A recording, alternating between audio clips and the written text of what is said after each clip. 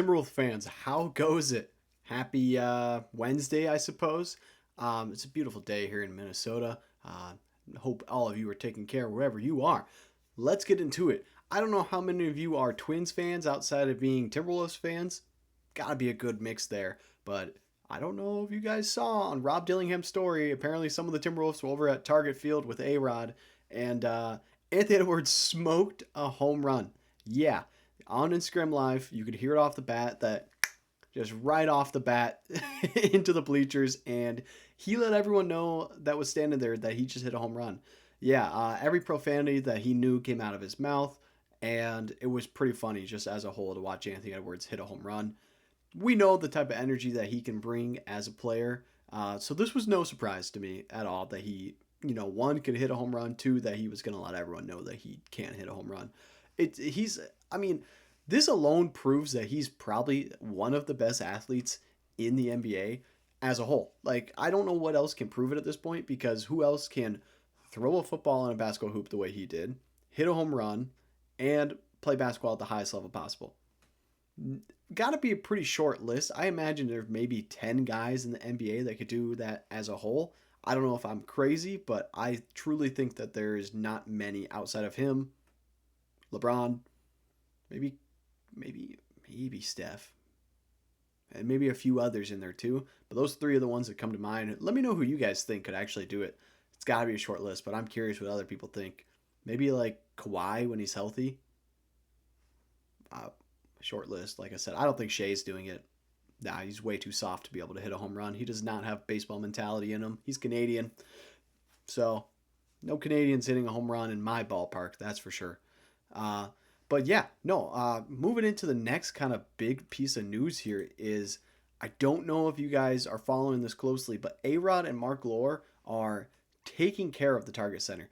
We know the new not GM, sorry, the new CEO of the Timberwolves that they brought in, the guy from the Florida Panthers. We know he's known for fixing ticket prices, along with cutting a lot of budgets across the teams that he's worked on. So to see the ticket prices go next is not a shock to me at all. And honestly, it's awesome to see. I believe I still have it pulled up here, but it looks like I lost it. But it looks like the lowest price this season is going to be like 43 bucks, and as a whole, like in previous seasons it was at least $11 or higher, which is crazy. Like, I know we're in a weird place in the economy as a whole, but to slash prices by 11 bucks and not bat an eye at it is pretty cool. And it's not saying anything about the product. The product has only gotten better over the last few years.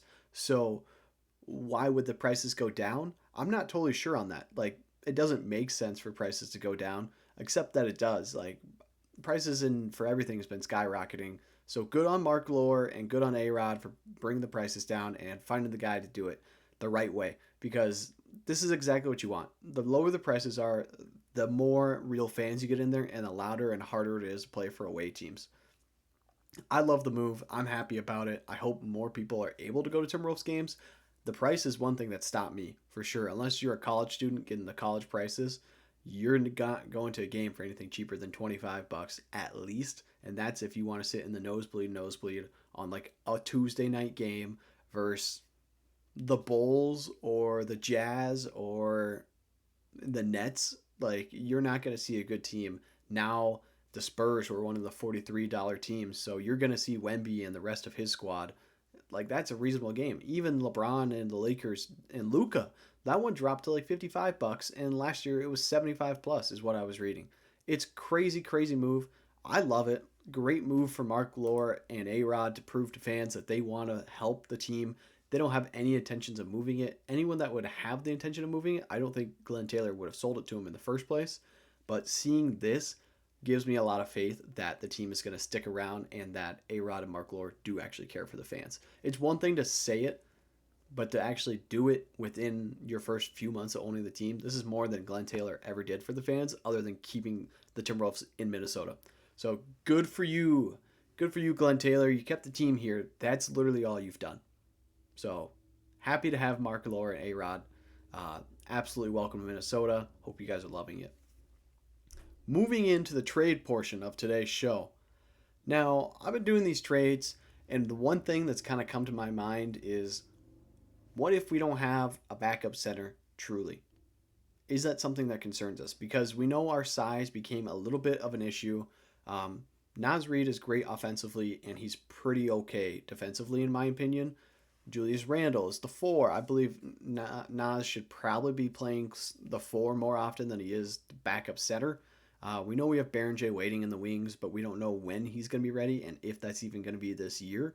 So why don't we make a move to maybe take on a little bit more cap, or make that team pay for that cap, because we know that's possible and they could eat some of that contract, and we'd be sending him a bunch of second round picks, probably like 2 second round picks would I think would be logical, along with Leonard Miller.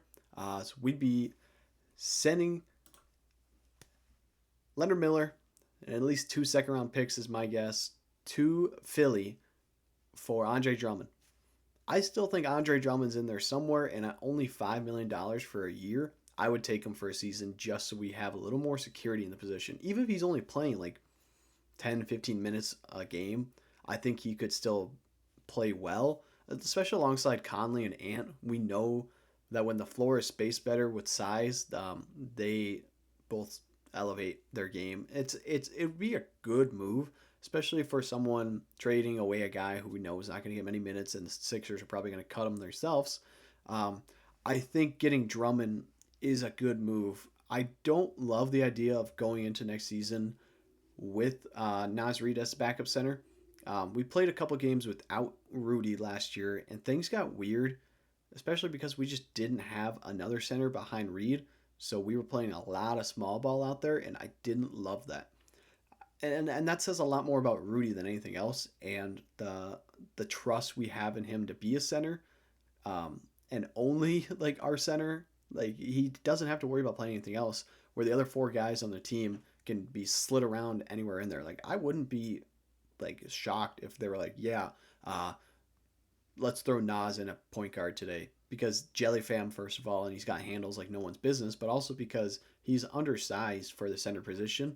So we got point guards who are near his height. I'll be honest, like, I believe that is true, and I would be curious to know if they actually think of Nas as a center or more of a stretch forward, because I view him as a stretch forward, but he obviously plays minutes for us like he is a backup center. So why not just go get the actual backup center, and Nas doesn't have to worry about playing center minutes ever? It kind of takes a lot of stress off him, and especially if injuries were to happen, knock on wood, we would have a backup plan in place instead of just, well, I guess it's Nas Reid and Baron J. Because we know that is the plan. We know that's what they'll do to us. So let's go get Andre Drummond for Leonard Miller, and let's call it 2 or 3 second-round picks. It's a reasonable trade. Second-round picks are kind of worthless in my eyes anyways. There's not a lot we can do with them. And we know Tim Conley is not someone who values picks highly. He would rather just go get his guy in free agency. It's true. Like, he's going to spend picks. Like, that's what I mean. I mean, he's going to spend the picks on someone during the season in a trade, and then in free agency he just goes and signs whoever he wants. That's kind of how he's operated, which is not a surprise to me, but how it's been working in the last few years. Then lastly, kind of a stupid one to be honest with you, but I just, it was something I was looking at. I just wanted to see what people think of it. If anyone would actually want to get rid of Randall and send him back to New Orleans, we know he hated it there. He definitely did. His game suffered. His numbers were down.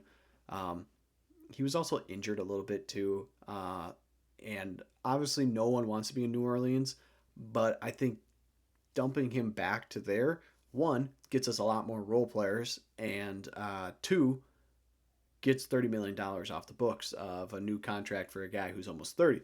So what are we getting in return for Randall, you ask? I want a second or first round pick and then a couple seconds. And then we're getting Herbert Jones. Pretty cool, right?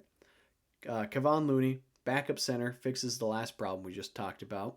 And then Jose Alvarado. Cool. Another point guard. I think he could play great minutes behind Conley and then behind Rob. Or maybe he's starting over Rob or Conley. I think defensively that helps us more than anything. We know the team is good offensively. So let's get some guard help. A guy who can actually defend in Jose. And Herbert Jones is obviously a wicked defender. And that's what we need more of. Like, we have the offensive weapons in place.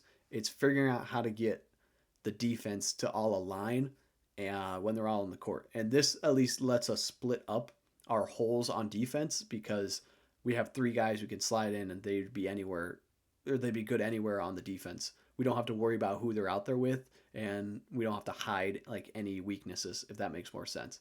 I think it actually is a good trade. I don't love getting rid of Randall. Randall's an absolute dog, and he would probably hurt us every time we played him for getting rid of him after trading for him. So it's probably not going to happen. But if it did, this is who I want to see it for because they fill so many gaps in our defense and offense. They each can do their own little thing. They're known for just randomly going off. And so it makes a lot of sense to me.